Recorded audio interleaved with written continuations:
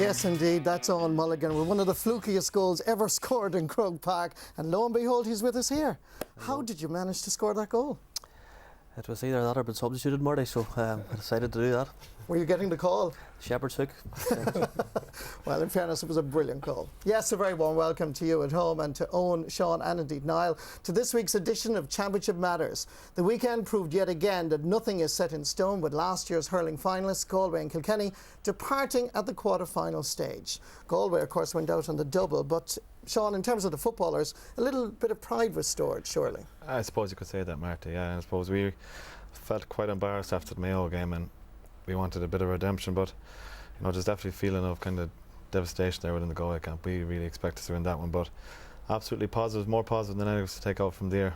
You know? Like, he played really well, but the Cork goal was a crucial factor, wasn't it? Yeah, you know, Cork and Farrison sprung a fantastic bench there. They brought on 4 top-class players. Like, I think that maybe tilted the game towards them in the end, like, you know, but we've been happy the way we played. Like, we really did go up there expected to win, like, you know, and I think a lot of people maybe rid us off again like they had against Armstrong and that, but there was a good inner belief there in the camp, like, and it's definitely a good young team there and a lot of positives bring to next year in 2014, you know. Okay, well, we look forward to that. Thanks very much, Sean.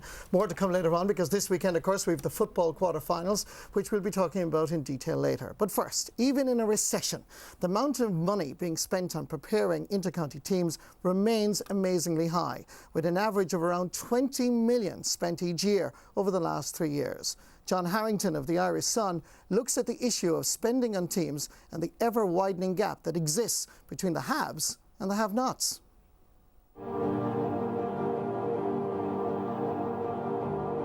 When the rich get richer, the poor get poorer. That was the credo of Karl Marx, and it could surely apply to the All-Ireland Football Championship.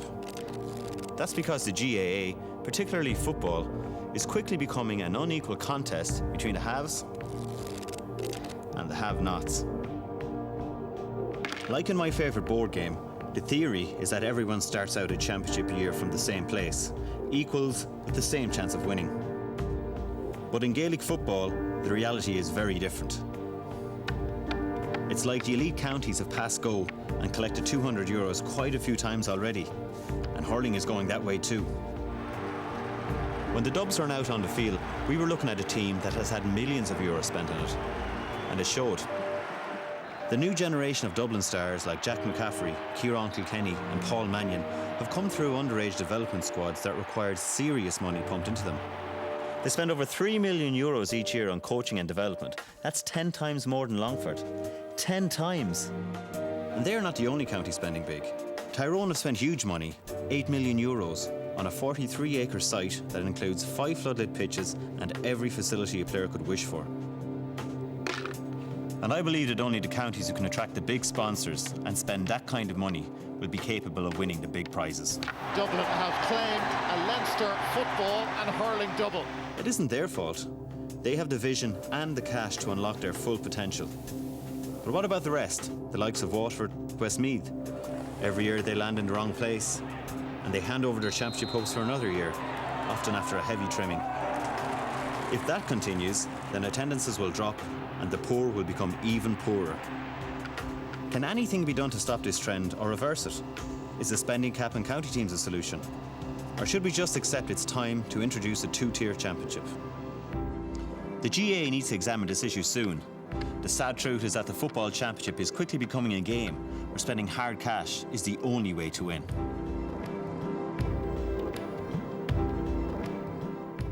John Harrington there of the Irish Sun. Sean, John says that the only way to win nowadays is to spend a lot of money. Would you agree?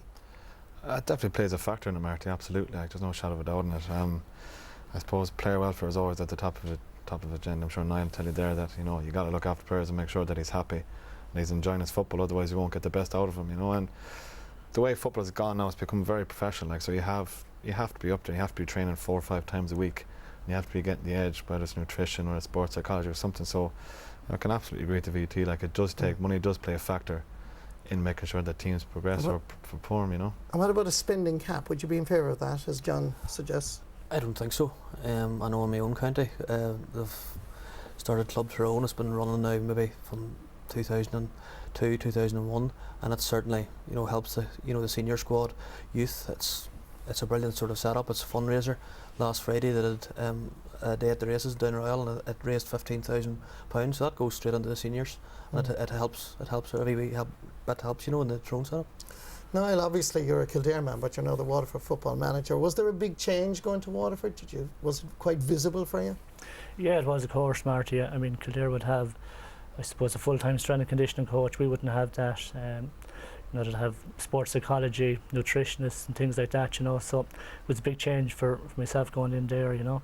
And as Sean said there, and Owen alluded to it as well, like, I mean, you have to give the players, you know, the proper preparation and the most professional setup you can, you know. So did you really have to do all of it yourself almost? Yeah, but I mean, I have Tony Corcoran, selector Noel Madden was my strength and conditioning part-time basis. But yeah, your VT work and anything like that, you know, anything to do with nutrition, and you have to do everything really, you know, your man management, and you were the psychologist, you were everything really, you know. So I found it tough, especially after the Kerry game, because we had a lot of work to do. You know, and I think burnout would come into management very quickly, because, you know, you need a good backroom team. It's like having a strong panel. You know, your backroom team has to be, you know, it has to be strong, and you know, it has to be visible as well for the players to see that one man's not doing everything, you know. So I suppose for us in Waterford, we ended up doing a lot of fundraising ourselves, but I had a very short window because I only took the job in December.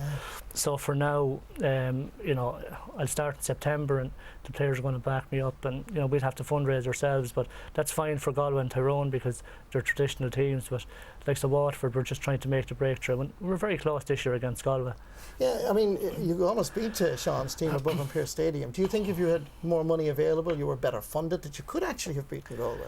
Yeah, I mean, it's all the small percentages to get you over the line, and I think, you know, management is all about preparation, and unfortunately preparation means money.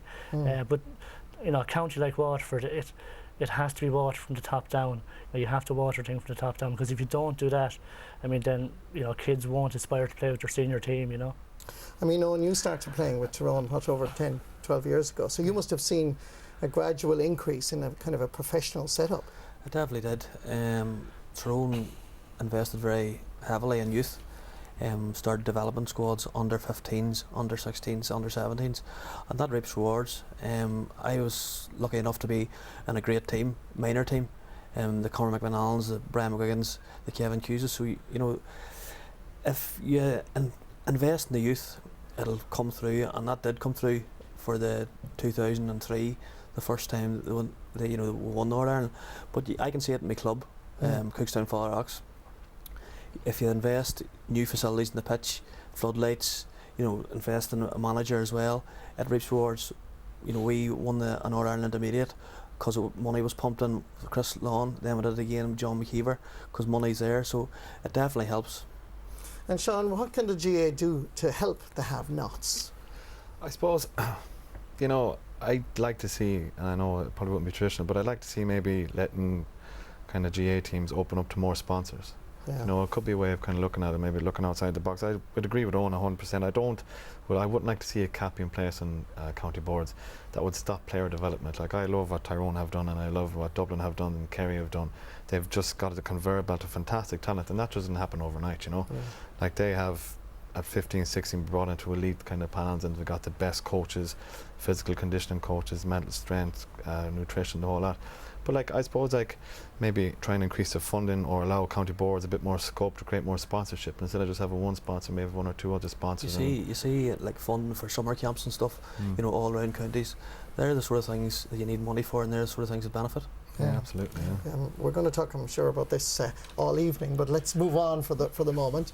The hot seat quiz still has joined leaders in the form of Monaghan's Dick Clerkin and Offaly's Brian Carroll, both on 9 points. Can Mayo midfielder Aidan O'Shea beat their score before his side faced Donegal at the weekend?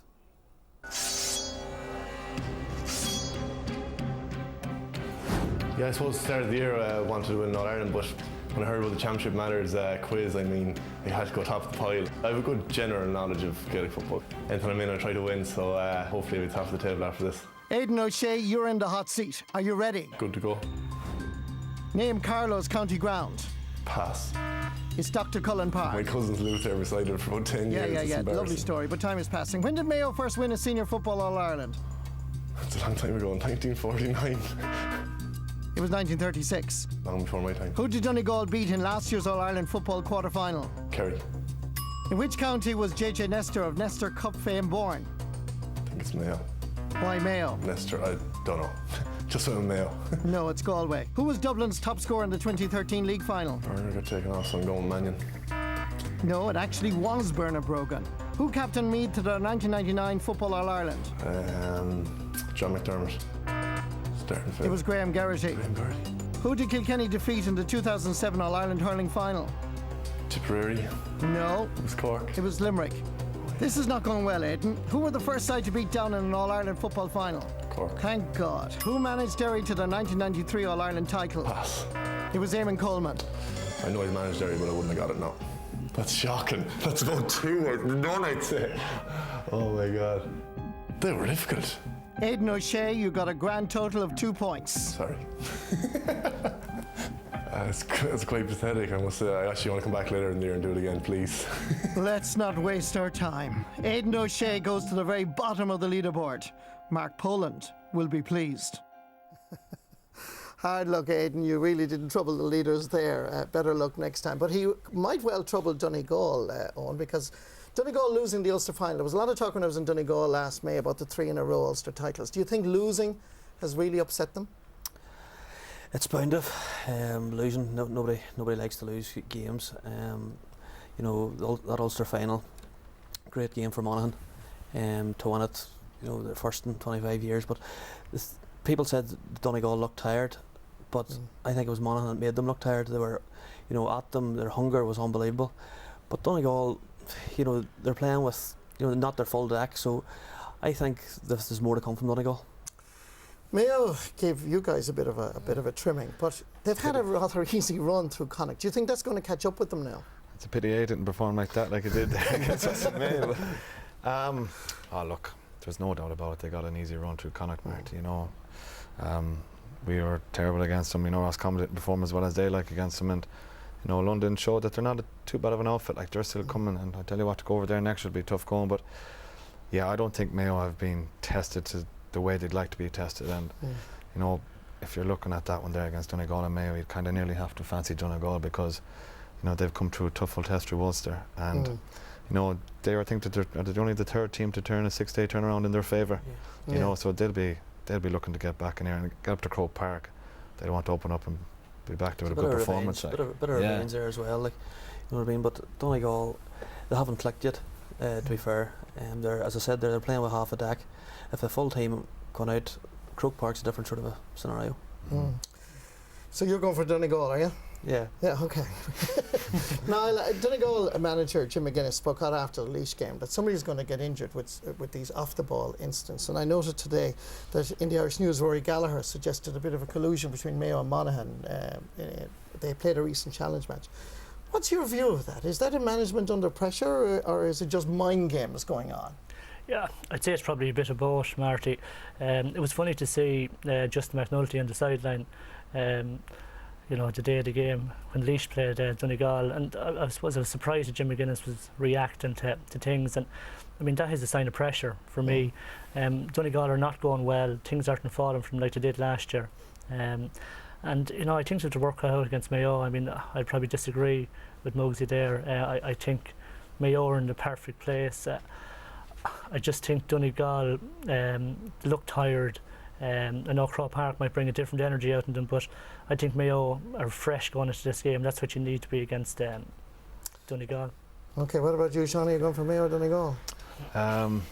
Honestly, I'd have to. I think Donegal, just because of, you know, the challenges they've had to date. I don't think Mayo have been tested. No, maybe there's a big one in Mayo, and you know, they obviously have revenge from last year's All-Ireland final. But I just have to give it on. I think Donegal will do this one.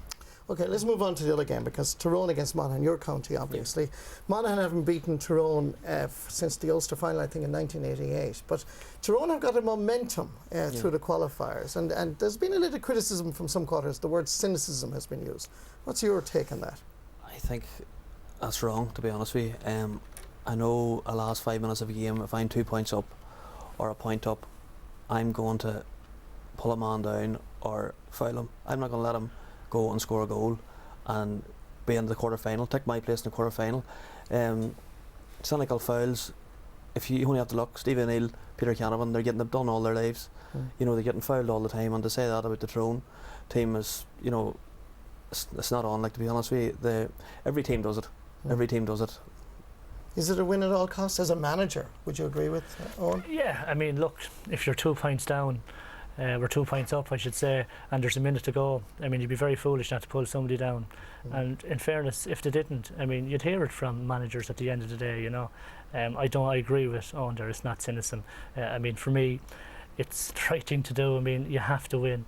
Every manager would say, yeah, do it. Like, definitely, There'll be an instruction. There'll be instruction. You know, if you're a couple of points up and you're coming to the end of the game, maybe we should have done it more against Cork. Maybe we have to learn from that. You know, but it's not cynicism. Every team does it. Every team does it. No, Tyrone are better at it because they've 3 All-Irelands. It's cute. It is. They're being clever, seriously. And he says it with a smile as well, you know. You're talking to the master there, yeah. What about Monaghan? Because there was wonderful passion and indeed emotion afterwards, but they were on a high. Can they replicate that now coming into Croke Park, facing Tyrone? I'd be worried that they wouldn't. They know that they haven't won an Ulster title in 25 years. They know they're going to be getting a lot of praise. They're going to be, you know, on cloud 9. I'd say Mulligan might have his work cut out trying to bring him down to earth again and realise that to the quarter final in store. You know, Tyrone, you know, they've come through 4 qualifiers there. This will be their 5th week, nearly as many as weeks. You know, their momentum, they don't have any injuries coming, so that momentum builds. It'll be a tight game, but if Monaghan can reproduce what they did in the Ulster final, they'll be in for a cracker of a game. So in a word, Eoin Mulligan, do I need to ask, Monaghan or Tyrone? Draw. I thought you'd say that. What about you? Yeah, I think Tyrone, Tyrone. I think it's a big ask for Monaghan to produce a second performance like they did against Donegal, and I think celebrations might catch up in them. So Championship Matters, majority rule here, I'm afraid. Tyrone for the All-Ireland semi-final. Cork against Dublin, of course, is a very interesting... they haven't met since 2010, if memory serves me correctly. But, you know, to be honest with you, Galway probably should have beaten them. But they brought on these 4 or 5 substitutes. The quality of players they have is substantial. They have a fantastic panel. They have a fantastic squad, there's no question about that. But I'd say this will be definitely the way Cork play their best football is attacking football. And the way Dublin are playing this year is attacking football. So I'd say you're going to be in for a cracker game. I'd say Cork, after playing us, alarm bells might have been ringing. We maybe cut them open a little bit too easily. Maybe they might be really looking after tactics. But I'm going to go for Dublin in this one, Marty. Okay. Yeah. Have you been impressed with Dublin now? I have to say I wasn't impressed with the Leinster final. I felt that game was there for Meath. I was at that game. I felt when Meath up to physical stakes, I felt Dublin struggled, and I think that's down to maybe having 5 or 6 younger players in their team. I don't think that Dublin team has been really tested yet. To give Kildare and Westmeath, you know, 2 trimmings, but if you look at even the Kildare game, it was Kildare's downfall, but just kept giving the ball away. And Dublin, you know, obviously they did well then in the turnovers. But for me, I think Cork will win this game. I think they'll get physical. I do, yeah. I think they'll up the physical stakes with them, and I think they have the individual players then to get over the line. And for me, I'll see a Cork win here. That got a bit of a smile from you, Eoin Mulligan. I caught it in the corner of my eye. The Cork's a fantastic team, but I just don't know. You just don't know which Cork team's going to turn up on the day. Great bench, but I also think Dublin have a great bench as well. When you're taking off Bernard Brogan, 55 minutes to go in a game, you know you're bringing on a great sub. I think Dublin will have too much for them. The supporters, the Hill, they love Croke Park, and I think they're going to raise the bar, and I think they're a real contender for, you know, the All-Ireland. Do you see Kildare and Meath weren't a bad team? You know, they showed it in the qualifiers, and Dublin, when push came to shove, you know, they ended up beaten by a couple of points at the end. But Dublin are a bit like Mayo. They really haven't really been tested. I know Meath played well now. Yeah. Disadvantage? I don't think so. You're going to raise this game. This big talk about this is probably the best game in the championship so far. You know what I mean? Players are going to raise the bar. I just fancy Dublin in this one. The other big game, of course, is Kerry against Cavan. They haven't met since the All-Ireland semi-final in 1997. There isn't a peep out of Kerry. No. They're playing it quite cute as per normal, aren't they? Yeah, it is worrying. They've gone completely under the radar. Not a word has been said about them. I'd say Kerry down below in the Kingdom are loving it.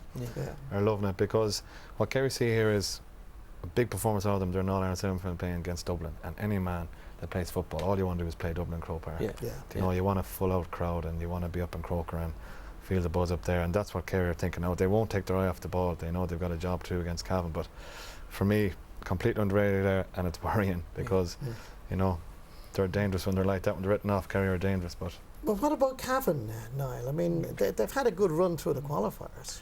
Cavan, after a super year, in fairness, to another in quarter final, and it's bonus time from here on in. I think Cavan, you know, the way Cavan set up, and I know we set up similar to Kerry, and the first half, and Kerry struggled, and Cavan are probably just ahead of Waterford, and I think Cavan will be in this game probably longer than people think, but I do think Kerry are coming under the radar. The boy said there's not a peep out of them, and I suppose, you know, you couldn't see anything just but I suppose a Kerry win, but I think Cavan will stay with them for maybe 55-60 minutes, and I think Kerry will pull away then.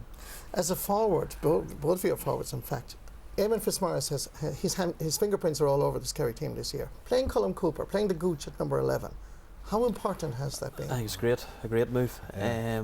It's been You stroke of genius. you know yourself. When you get older, your wee legs start to go. But the brain's still there. And Cooper is playing the playmaking role, and he's playing excellent. New lease of life. You're not being, you know, tackled, you know, as hard as you do it would be in the corner. Jersey you've been pulled. You have a bit of freedom, and that's what Cooper's relishing. Yeah.